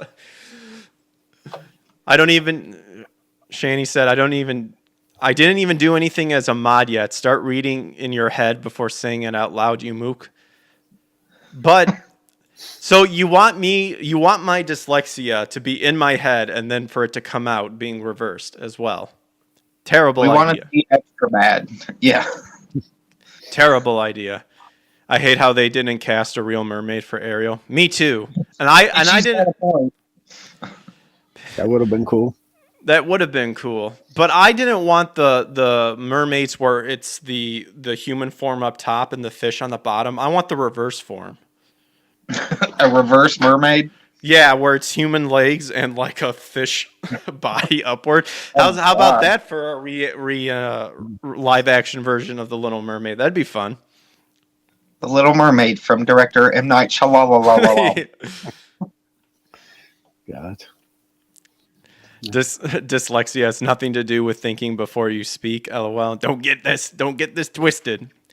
Well, technically there is, kind of, but that's more my my Asperger's. Greg's just gonna keep feeding you mental problems till you just roll with one of them. So that one is true. That one is true though. Hiding behind his damn disability, typical. You know it, baby. Now it starts with dyslexia and it ends with, "Hey, I'm fucking retarded, so back off." Yeah, exactly. I'm just trying to cash in on that lefty social points. You guys fucking feel me? Hey, Greg beat Down syndrome. I'd like to see you guys figure that one out. This boy beat it. The old Theo Vaughn joke. Word around town was when I was a kid, people said I beat Down syndrome. That's what I was told. It's kind of shit he says all the time. Yeah, you know, if you get numbers twisted up, it's called dyscalculia. See, that word's dyslexic in itself. That's not even a real word. So people with dyslexia can't say they're bad at math without the second diagnosis. Let's see. I'm getting distracted. So Disney fans who supported the Little Mermaid race swapping attack newly cast Lilo and Stitch live action remake actress Signe Agudong for not being dark enough to play Nanny. Hypocrisy. Thy name is identity politics. Ooh, see, now this, bounding into comics, this guy started off strong. I like that. After spending the past few months accusing anyone critical of Ariel's race swapping in the live-action Little Mermaid of being a hateful bigot, Disney's more identity politics obsessed fans have now hypocritically taken to outright attacking newly cast actress Sydney Elizabeth Agudong for not being adequately dark enough to portray Nanny in the studio's upcoming live-action take on Lilo and Stitch. I thought they said she's Australian, if I'm not mistaken. I don't know. Agudong's casting as the older of the film's two sisters were first announced on April 13th, courtesy of an exclusive published by The Hollywood Reporter. An up-and-coming young actress of Filipino descent. Oh, well, I guess I was wrong about that. I heard someone say Australian, so I don't know. Who's most notable? Australian. What's the difference? You know. What's the difference? Yeah, they're all just silly island people. Chaos says, and went from bullying Greg to bullying Shani, then right back to Greg. Always right back to me. I'm that lightning rod. Is that your ADD now too, Greg? Ace is immune, and the rest of us just all get. The chat just loves to just pick on us relentlessly. No, Shani, Chaos was roasting me from the jump. I appreciate that. Made me feel right at home. Is that my 80? Look, this isn't about what I was diagnosed as a kid. All right, we're here to talk about racist assholes from Disney. He's like, hey, let's leave my kid diagnosis. Like, do you? It's like, oh my gosh, it's like, do you want me to like open up the book of my childhood? I guess. An up-and-coming young actress of Filipino descent, whose most notable credits currently include guest spots on the television series NCIS and On My Block. Lilo and Stitch will mark Agudong's first major cinematic appearance, However, despite being born and raised in the United States island state, wait, what? Island state? I'm assuming Hawaii, because that's the only island I can think of that's part of the United States. Agudong has drawn the ire of the very Representation Matters crowd that Disney has spent recent years cultivating, as according to them, the actress is so far to light skin compared to her character's depiction in the original source material. Hawaii. That means Hawaii. It's the only island that is. They have I makeup said that. and spray. Yeah, what's wrong with just some theater makeup? And then when they get all set, when they try to say it's blackface or whatever, just go, well, that's what you have to do in theater so the people in the back can see your expressions. Nothing wrong with that. Why isn't she native Hawaiian? Question Twitter user. No. It's literally what it says. Or if you look down here, it's Alexa Pro Ho. Oh, yeah, I'm really going to listen to someone, Alexa Pro Ho, Wicked Witch of the Northwest. With hot takes like that, it deserves a follow. Yeah. Got a nice little snowflake right there. Apparently, it's a picture. Looks like he has a bow on his back, or it's a fishing rod of some kind. Why is she so white? Oh, very racist. Why are you questioning that? Nanny is native. That is a major part of their story. Well, okay, I'm sure the actress is great, but this is why we need this to stop. This could have gone to a native actress for a native story. Actors start turning down these roles, maybe. How about whoever's the best part of it deserves the job? Well, newsflash, they're not going to turn down work. I don't care how liberal they pretend to be, they will take the work 9 times out of 10. If more than likely, 10 times out of 10. That 9 is going to be so rare, there's no point in even mentioning it. So, but the funny thing is that these people don't realize that. So you're saying these people can't be good actors or anything because they need handouts. That only people of that ethnicity should be allowed to. It's the same kind of crap they're trying to pull in voiceover, and I've already called this out before as well. It's people, POCs, as they like to say in the voiceover area, whenever there's someone that's possibly could be a different ethnicity, they deserve the right to only cast them or other people, people of color of that role, which further insinuates the idea of they need handouts. But then they turn around and say, well, we're always oppressed and there's still not equal representation of person of color. And it's like, well, sounds to me like you're just a garbage actor and should probably step up your game and refine your skills. That's just my understanding and my thought process of it. I love that it's Alexa Pro Ho because she admits to being both depressed and horny, a double threat. Ah, yes. Depressed and horny? That girl's a freak. So they cast so well for Lilo, so that makes this abhorrently colorist casting that dash threw me off. Casting for Nanny even more bizarre, lamented Spiders Wars. This casting is such an insult to brown-skinned native Hawaiians and to fans of Nanny. Both disappointing. My question is, I wonder if that's his real picture. Very, very offensive to me. Seeing a lot of people probably never even seen Lilo and Stitch. There's probably a bunch of people complaining that were born like 10 years after that movie even happened to begin with. Never seen it in their lives. I honestly think I've seen it once and I couldn't tell you the story. I know like Stitch is like a really aggressive alien that the people are trying to like recapture and stuff, but he befriends the Lilo. Or are we going to get a real space alien to play I know, man. Play Stitch? I mean, yeah, come on, bust out those Nephilim, those hybrids. Come on, Disney. Come on, we got to be more. It's time for hybrids to stop hiding. It's okay. You can come out.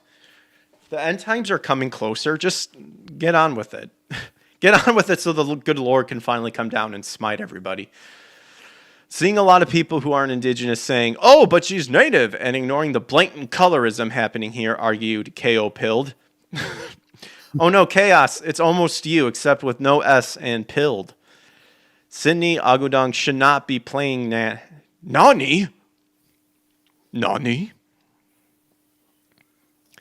Whitewashing. Okay, so these are just like, they're just listing a bunch of the Twitch comments.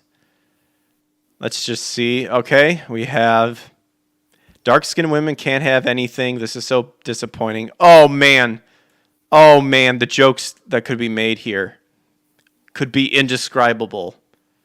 We've got can't have anything. Well, I shall bite thy tongue. and not comment on that one.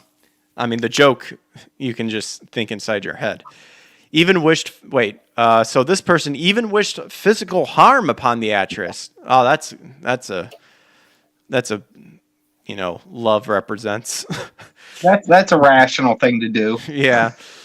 Totally rational. A white Filipino playing a native Hawaiian Pacific Islander just because she was born and raised in Hawaii. But I thought that's the whole shtick. So now you're complaining about nationality too? Wow, you guys are a bunch of racist assholes. It's disrespectful. Whoa. And I hope Sydney Agu Ding Dong chokes. Oh, very clever. I want to click, like, I want to see these actual, like... Ding-dong jokes? That's someone's screen name that they used to tweet from? No, that's what she, like, said to insult the person. But then, of course, you have the picture here, and unfortunately, you can't see it. But it's a picture of them ready to start twerking. So, there we go. Oh, man.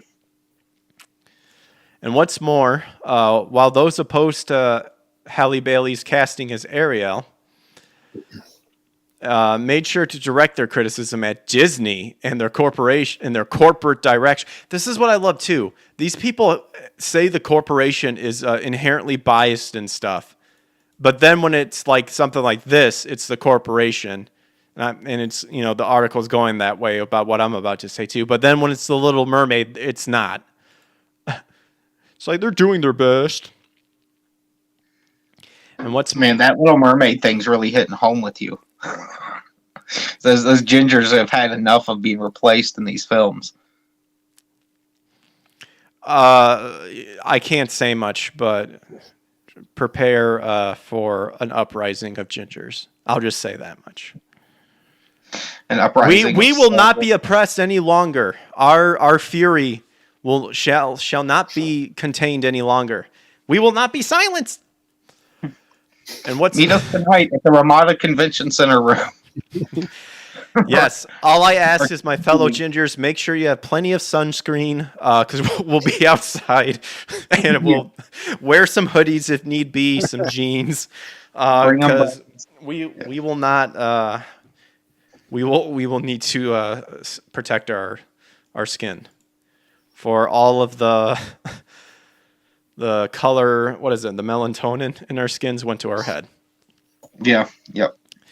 And what's more, I've read that. Those upset by Agudong's casting have taken... That is rather sucky that Dong is in her last name. Agudong. Agudong. Yeah, you want to see this Agudong? I want the neighbors to see this. That was my Carl impression from Aqua Teen Hunger Force. I almost thought Schwarzenegger for a minute. Oh, no. I want you to meet the wildebeest. Hello, ladies. I want you to meet a friend of mine, Goliath. Red Power, indeed. Was the Alice movie bad? I actually never saw the Alice movie. To have taken to direct harassing and insulting the young actress through the comment section of a post made on her public Instagram page, which it should be noted has seemingly not been utilized by Agudong in over a year. You only got the role just because you live in Hawaii. LMAO. Declared, puke one blinder. or Puck One Blinder. I'm going to say Puke. Puke sounds more fun. It sounds more appropriate, too. Yeah. Chaos Mesh says Greg's an idiot. What the... Very rude. This hatred coming from my chat. Why do I put up with this? It's their way of saying they love you. This is true. The hate only fuels my rage. Deep-seated rage. Yep, and then I replace that rage with love. You really take the opportunity for representation. Okay, so this is... So it sounds like they're padding this article with just a bunch of the tweets insulting the person. Is there any other commentary on this? And there isn't. Well, there's only so much to say about this stuff after a while. You know, it's just been so ongoing for so long. Johnny Depp was the Mad Hatter. That's all it had going for it. I liked it, but my opinion might change. But my opinion may change if I listen to you. I personally pay for it. I don't know what Chaos is doing. LOL says. Well, that is unfortunate that she's getting like death threats and stuff like that. Because of course that's never... See, my logic is simple. Let these freaks be freaks. And then the minute they get violent, strike them down. Like Tetsu, this, in the Art of War. Hit them so hard that they will never ever bother you again. That's called self-defense. That's how I look at it. But what do I know? I'm just a nearly slightly balding pup. You're just a goddamn dirty ginger. Well, I guess that too. Look, I just say let's hire some New Japan wrestlers and let's have them take care of it. There you go. I'm not saying anything. I'm saying violence is never. Whoops! How did that play? But yeah. So there's that. That's a fun one.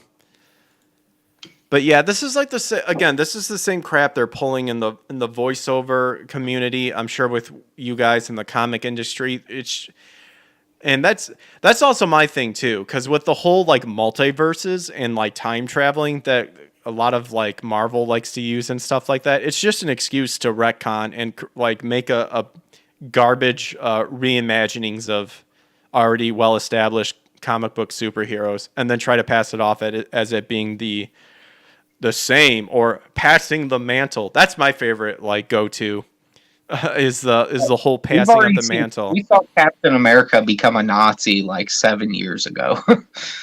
Comic books was like one of the first to go in a lot of ways. People just didn't realize it because they're far more niche entertainment than movies or video games. So it took a little, an extra year, 2 years for it to really start to kind of peek its head in those realms. But like for you guys that like for a while. But for you guys that like have like in the comics gate and having seen all this stuff, like was like the mantle ever such a big thing like in it? Because I thought it would, from my understanding, is like if you had a superhero that's already established, like it would just be like different people who are writing the stories kind of give a different take of whatever character it is. But it wasn't like it wasn't so much like the mantle being passed per se. Like, am I completely wrong about that? Was that like something that you're right? There was rarely a time where, like even if they did try it, sometimes the results were just mixed. Like there was one point where they tried to have was it Dick Grayson take over as Batman for Bruce, and it actually worked, and it was pretty good. And it was a shame because it was like the one fucking time they did it right, and just they retconned it as soon as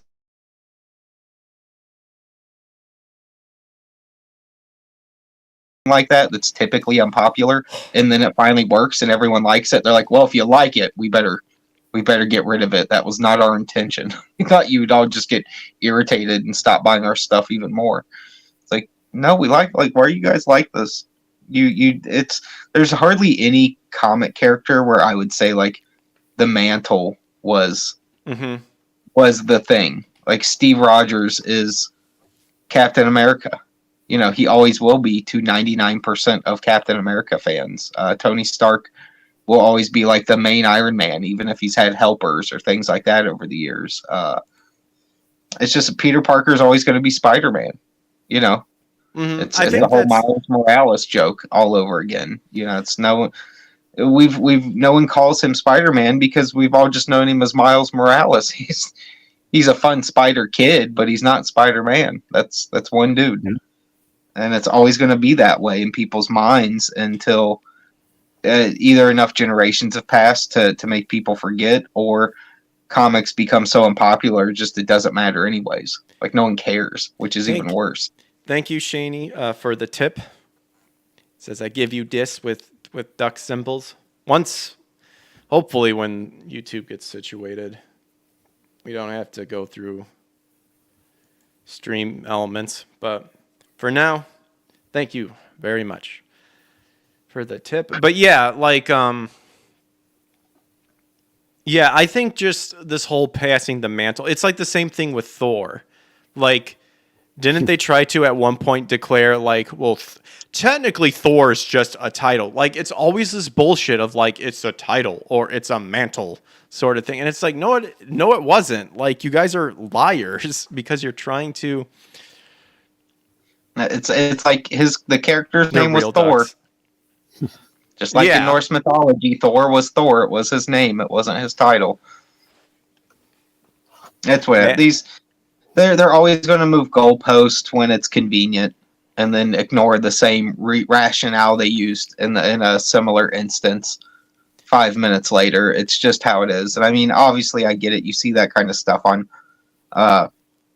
both political spectrums at times. It's just we're not talking about the exception here. We're talking about the rule, and the rule is that liberals just have the shortest memories known to mankind and forget their own reasoning for why they did something a week ago when it's the same exact reason they say something's evil now. It's like you got to make your minds up at some point, guys.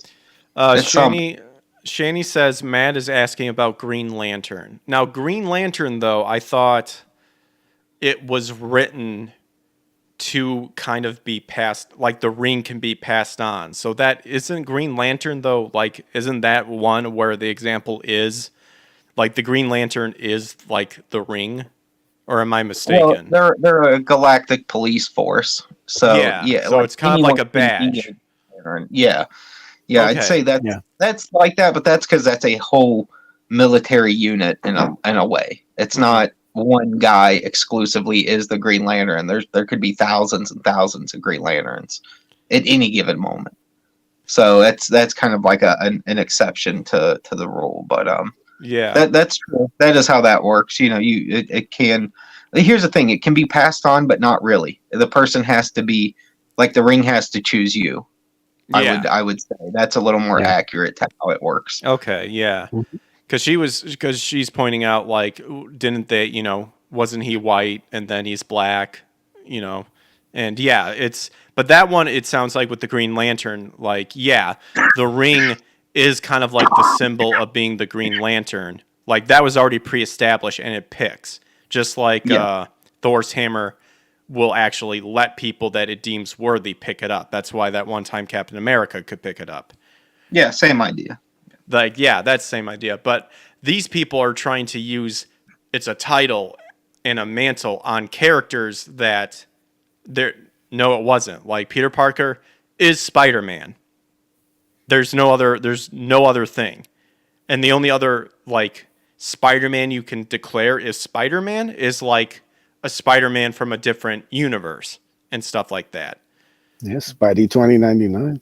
Yeah. But then like we have to bring Spidey 2099. I love Spidey 2099, Joe. You know I know. I'm a little 2099 hater. Greg, you probably wouldn't have known about this because you didn't grow up around comics to the same level that me and Edwin did. But in the early 90s, they had this. Marvel did this. I guess you'd call it a gimmick because they did it across maybe 4 or 5 titles, Ace, where it was it was a franchise character, but in the year 2099. So it was like a futuristic take on like X-Men 2099, Spider-Man 2099. They did it for a little bit. I have no fondness in my heart for it. I thought it was stupid as fuck when I was a kid, and I hate it just as much now. But Oh, I I'm in the guess you. minority. All the other comic fans I know fucking love Spider-Man 2099. Like, that's their Like shit. that was So the only good one, though. I mean, you gotta be honest. I enjoyed the X-Men one, but back then I was just because it had X-Men in the title, it doesn't hold up. Spider Well, I 29 is guess. good. Everything else is forgettable. Okay, I get what you mean.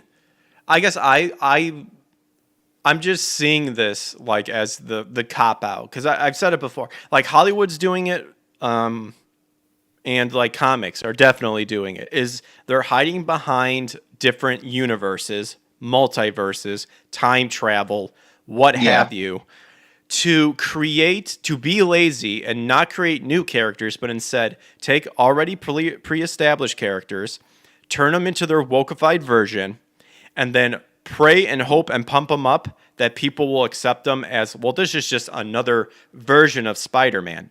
No, it's not another version of Spider-Man. Like you're hiding behind that stuff to trick people into thinking it is a Spider-Man sort of thing. Like if I'm thinking of like even with the whole different universes and stuff like that, like I just see it as like Peter Parker in that universe.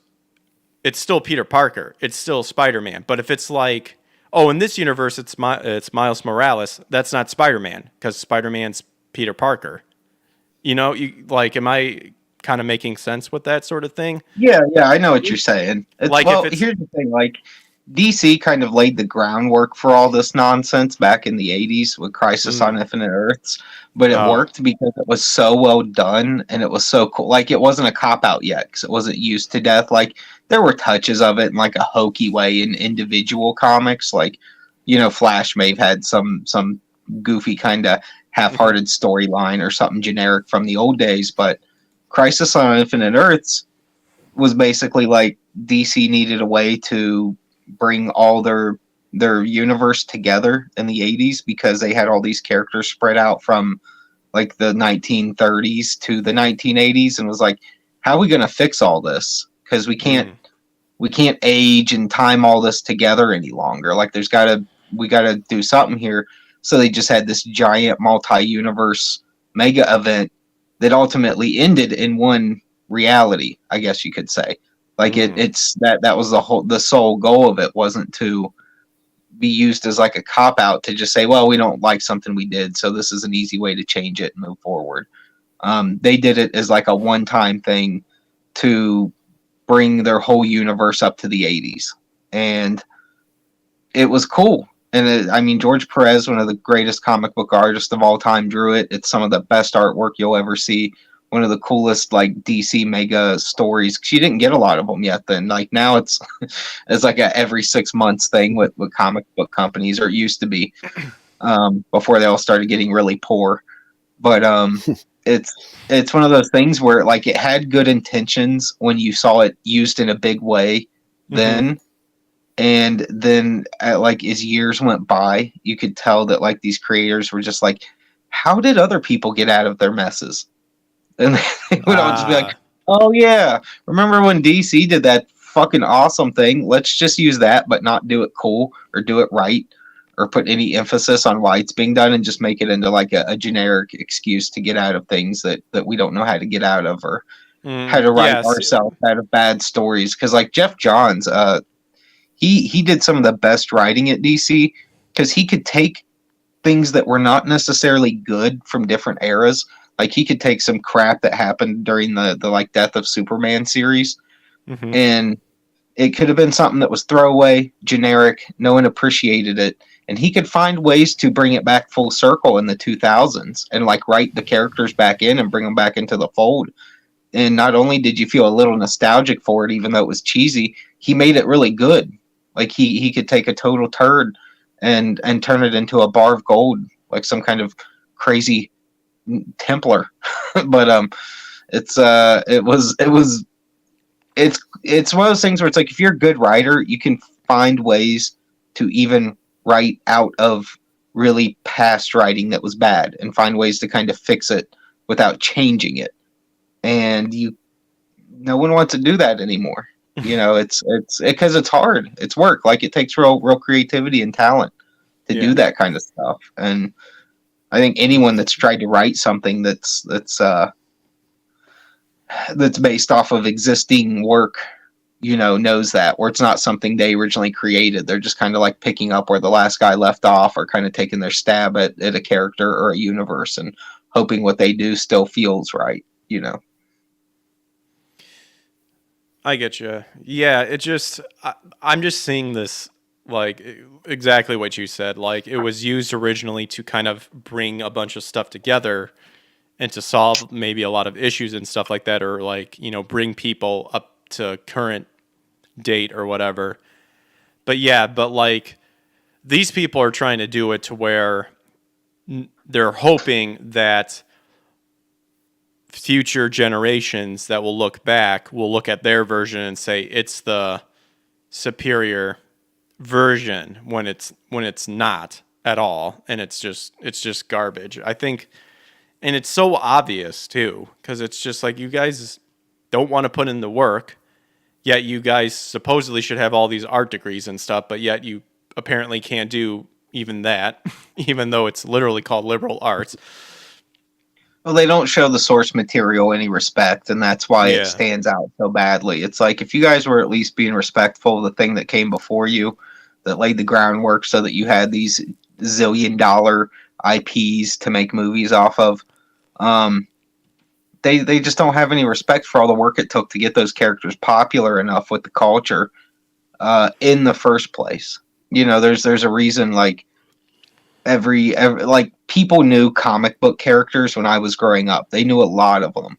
Mm-hmm. And it could be people that never read a comic book in their life, but they still knew the entire Justice League. They still knew all of the Marvel mainstay characters. Like, it was like common knowledge, for so long. And now there's so many things that were that way, that were common knowledge just 10 and 15 years ago for comic book stuff, that if you asked, a 15 to 20-year-old kid now, they would probably not be 100% sure what you were talking about, or would, only know the iteration they picked up from a movie the last 10 or 15 years, which in some cases that's fine. It's not like all the movies have been bad. It's just we've been given such a string of turds lately. It's hard to have faith that the next one's going to be decent, Shaney said way back. Like that last cowboy movie. Oof. Yeah. Beyond terrible.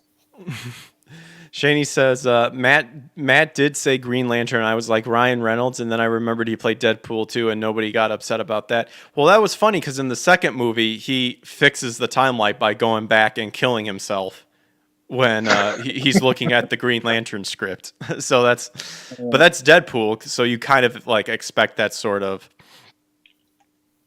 that wall break there as well. You have to, and she also said you have to write storylines with the thought of all the things people will get pissed about before production, or when you get called out, pull what the Simpsons do and remind everyone you don't give a fuck. Oh, they remind us they don't give a fuck. That's for sure. Yeah. Well, we're coming up on 2 hours here, so I want to get this last article in. But what a way to end the icing on the cake, I guess, with the Harry Potter TV series announced that it will adapt J.K. Rowling's original books. As we all know, a lot of people were mad at Hogwarts Legacy, which I need to play because of J.K. Rowling's, but yet Hogwarts Legacy whooped ass in video game sales and stuff. So, this is just adding insult to injuries, and I'm glad Max Originals, which I'm assuming is Max, that's HBO, right?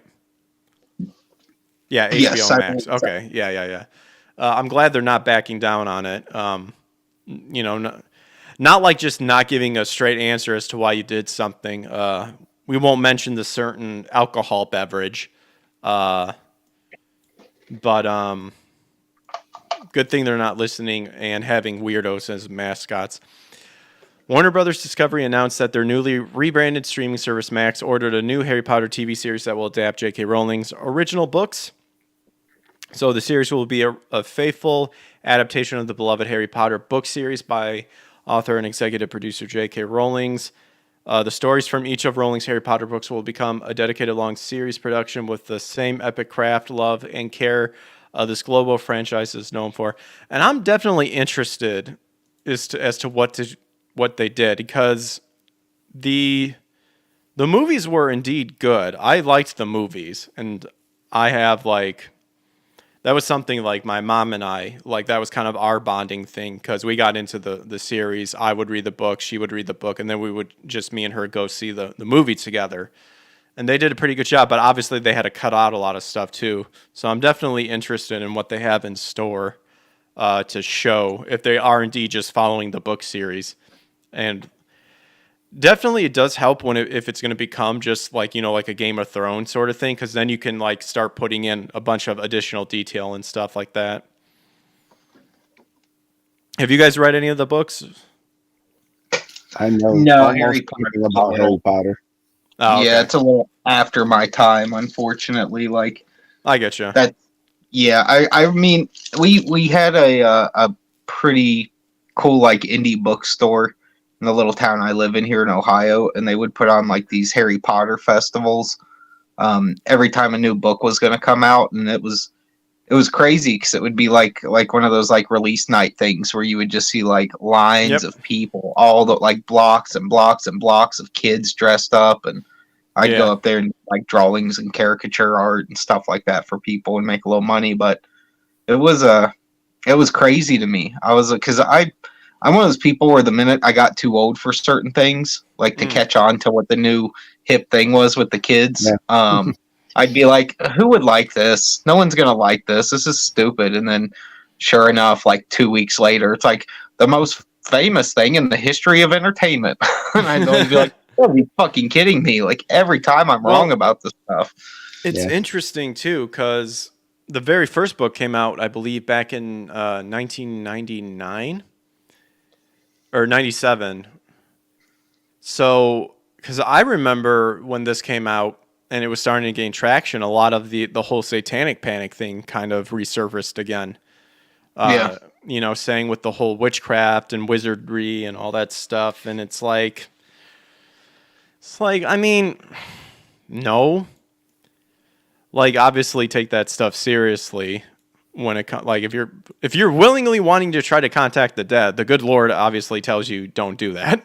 That's one thing, but this overhype of the satanic panic stuff was kind of annoying as well. But people I remember have to have enough rationale to be able to decipher the difference between a true blue Looney Tune Satan worshiper and a kid and a parent that are just watching a movie and having a little fun. They're not going home and worshiping Satan afterwards. Yeah, and that's the thing. And plus, if you kind of look at the story structure, a lot of it is good versus evil, and clearly good wins.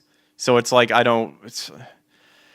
bad guys are not presented as good guys. It's not like it's some trick on morality where it's oh, you see that guy that did all the evil things? He's actually the good guy. Subverting expectations. Gotcha. Yeah, it's pretty straightforward. Yeah. Yeah. And to answer your question, Shaney, it's the same argument. She's still being called a transphobe and a TERF and all that stuff. It's the same argument. Let's see. So same. Feature a new cast to lead a new generation of fandom. Well, I would hope so, because they're not young anymore. And Emma Watson is going completely insane and looks awful. Full of the fantastic detail, much loved characters, and dramatic locations that Harry Potter fans have loved for over 25 years. Finally, it revealed that it appears each book will be adapted into a single season. Ah, okay. I wonder how much episodes are in a season, though. The press release says each season will be authentic to the original books and bring Harry Potter and these incredible adventures to new audiences around the world. Then Rowling commented on the new adaptation, saying, Max's commitment to preserving the integrity of my books is important to me, and I'm looking forward to being part of this new adaptation, which will allow for a degree of depth and detail only afforded by a long-form television series. I actually do think this could be really well done, just because of that specific reason. Like we've seen it with Game of Thrones and a bunch of other stuff too. That which is kind of like. Do you guys think that like the best way to like really showcase like a long series books or a book series? Like, do you think like pretty much shows like this is pretty much the way to go and not even bother with like a movie? I think it's you give them smart. more time. Yeah. Yeah, Go I think ahead. it's smart if they do like the idea of doing each book as a season. But part of the problem is when you kind of go past that, you end up, ending like Game of Thrones did. So keep it tight, keep it to each season, and you should be good. Yeah.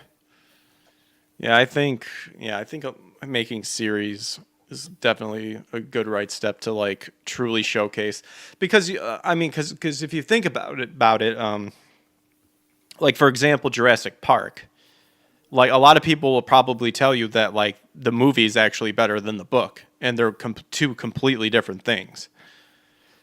But like now we're having series where like it's a long ass television series, if I can talk, and like fit everything together. Now you should be able to be more faithful, Yeah.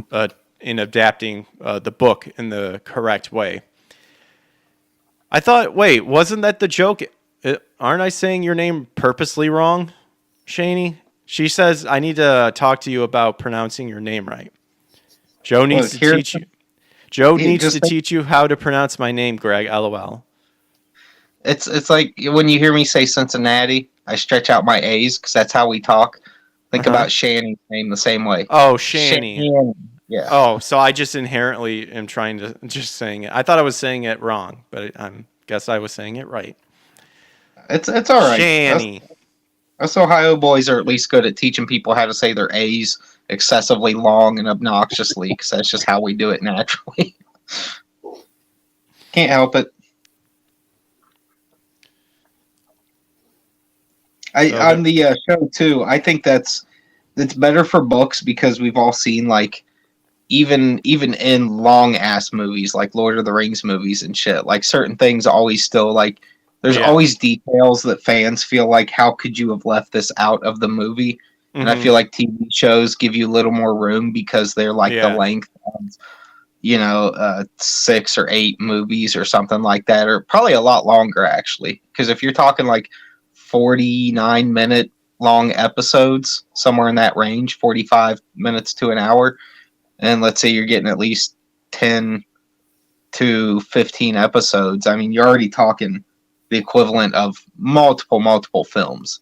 So it definitely gives like the writing team way more room to squeeze in all those fine little details that the fans will really appreciate. And I hope that's what they're able to do. Like I said, I don't care about Harry Potter, but I understand being really into something and frustrated when it sucks or it's not done right. So I can relate to any fan's nervousness about anything they like being brought to a new form of entertainment. I totally get it. Shani. Oh, Shani. I'm named after the Shannon River. Oh, there you go. I am named after nothing, I guess. They wanted to call me Paul for my first name, but it's my middle name. But my dad said no because he knew he had a weird college roommate named Paul. Don't you just love it when you find out like the reasons why you weren't named something? It's because they knew someone that was like, it's always like real generic reasons too. It's like, there's this one guy I didn't like. It's like, what? There's the hundreds of good Pauls that you could have let come to mind. There's got to be. Yeah, I had a grandpa and a father both named John, so it was pretty easy for my parents. But my poor little brother, they thought he was going to be a girl, and then it came out a boy. Mm-hmm. And I was the same thing. Yeah, they named him Jamie. My grandpa called him Jimmy our whole life. He hated that fucking name. Jimmy, come here. Let me show you that. Like he'd be fucking smoking his Camels, and he refused to call my little brother Jamie for so long. It was hilarious. We still laugh about it to this day. They thought for sure I was going to be a woman, and they had my whole name already ready to go. Nicole or Leah Nicole Marima was what my name would have been if I was a woman. But then I came out and I had that big swinging schlong. Yeah, that's when they were like, now it's Power Keg Greg. Yep. What's there? Holy shit! It's got a penis. Yes. Oh fuck! What are we gonna do now? What do we do now? But yeah, it just looks like they're excited for the new. Looks like the new show. Looks like they're planning for it to be like 3 to 5 years. Obviously, about right. I think that could be plenty of good time to make sure everything's fleshed out. Obviously, recasting. I'm interested I'm wondering if it is receiving a reboot in the future in terms of the movies. Yeah, because the books take place in I want to say the 80s. I know the books take place in a different time, so I am curious if they're actually going to bring it up to modern time sort of thing, and it might sound like they're planning to. Valiant Renegade then made it even clearer. You're looking at the original cast: Harry, Hermione, Ron, new cast starting over. And that's pretty much what this article is talking about. So interesting. I'm looking forward to it. I'm intrigued enough.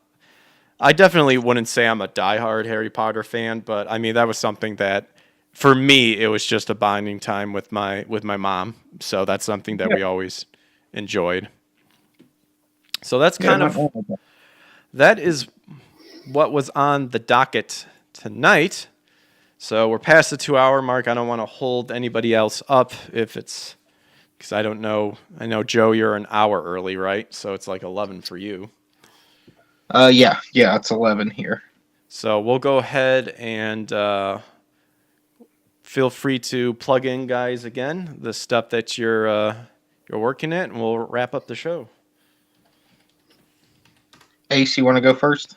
Yeah, please sign up for my new comic book. It's called Raid of the White Leopard. It's a story about a band of Vikings who get caught up in a storm and wind up on a strange, mysterious island. It has beautiful artwork by Avery Butterworth. It's got an amazing cover by Donald DeLay right there. It's gonna be a fun little story. My plan is to do 3 of these books. So basically, book 1 is the start. Book 2 would be the middle. Book 3 would be the end of this kind of big, kind of epic tale. As you can see, some absolutely incredible artwork. It's fully done. I'm just right now getting together the print file to send it to my printer for a proof. But the artwork on the book is done. It's been fully lettered over the last couple of days, and so it won't be too long till I can get it out. Barring no big delays or anything, so it should be a pretty good turnaround. Sweet, awesome. And I want to add real quick. The Lestrange Lair, thanks for swinging by, says, just discovered your channel. It's great to find more non-woke commentary. Potter is good for all ages. Watch the series and make more woke tears. LOL. Beatrix L. Yeah, that's what the show is all about. It is my way of stepping into the culture war, as well as hanging out with individuals like Edwin and Joe, getting to know Comicsgate, everything that is infecting entertainment industry, and calling out the bullshit and trying to bring it back and rekindle that nostalgic and entertainment spirit. And I go as far as also calling out the demonic warfare that's happening, because as far as I'm concerned, it is very real. Yep, agreed. But I'll do my pitch real quick. Yep. I have a comic book called Death, Death, Death. It is currently in demand on Indiegogo right now. it is if you like Transformers and giant mech and Bible lore and Berserk. You know, if you just like weird, it's definitely a book intentionally made to be a little strange and a little uncomfortable. Um, Give it a look. See, you can only get through to it through direct link. So either look in Greg's description or check out my Twitter. You'll see links all over the place, and my pinned tweet, my bio, all that stuff. Um, and it's a 300 plus page graphic novel. You can get it in a manga format, which is grayscale and 5 by 7.5 in the size, so it'll fit right on a shelf with all your other manga. Um, or you can get the 7 by 10 color or the 7 by 10 line art edition. And the difference is one's in color and one's just the line art with the lettering added to it. So you're just getting the artwork in its raw black and white form before I've added any color or uh, other effects to it, you know. Sweet. And I think that's, well, in the Swarm mailing list is up. If you guys could do me a favor, go look up Swarm. It's a comic book that my business partner Shane Mess is working on, and that thing is moving along really good as well. I'd say the books, it's past halfway done. I think all the like line work's finished, and we're down to just getting the color done. It's all lettered, Sweet. line work's done, and I think the coloring, we're somewhere in the 20s. It's about a 48, 50 pager, so we're about halfway through on the color, but that's basically the last step right up to print. So we're trying to have that one like ready to go day of launch, so that once the orders start rolling in, we can try to just get those shipped out and get them in people's hands as quickly as possible. Because that's like the big book that's taken forever, and I'm trying to get it finished up. But Swarm, we're learning from each step along the way, and that one's going to be fully ready to go, all done the minute we launch it. So nice. And there you guys go. And also, thanks for everyone who swung on by. Check out their stuff. Shani. Did I say it right that time? Shani. Now you're being sarcastic with the Shan part. You're just being like, and you just gotta say it natural. Shani. I know. If you guys wouldn't mind, give a like, hit the thumbs up, hit the subscribe button, turn on notifications to know when we go live. And we were multi-streaming also on Rumble, so check me out over there as well, which is also connected to my locals page that I have. Feel free to join that if you want. I also do game streaming, usually around the same time with the Power Up podcast, so it's either a show or game streaming, but we're working on trying to get more guests on the show. I'm always down to listen to other pups and pusses and all that stuff. So, oh my god, this was called the Power Up Super Sunday, I think is what I called it. So puss. So more in the more of along like cats, like pups and pussy cats sort of thing. That's what I'm trying to. You know what? Fuck everybody. Doesn't matter.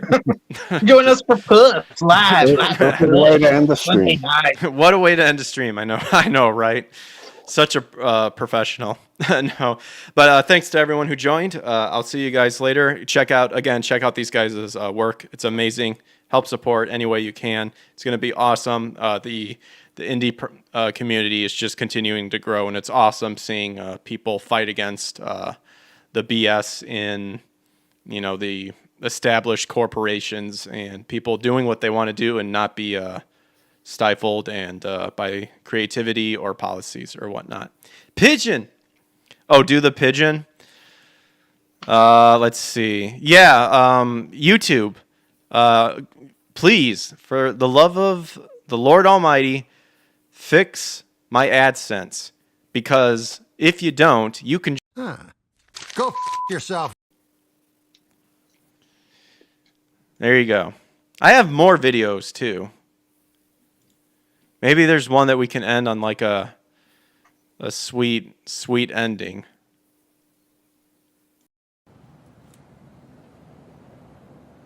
Fuck! I hate comparisons! Yeah, don't be like Agent Paul Schmecker from Boondock Saints, because I too also hate cold crime scenes. All right, I'll catch you guys later. Have a good rest of your night, you guys. Take care. Peace. Later, gang.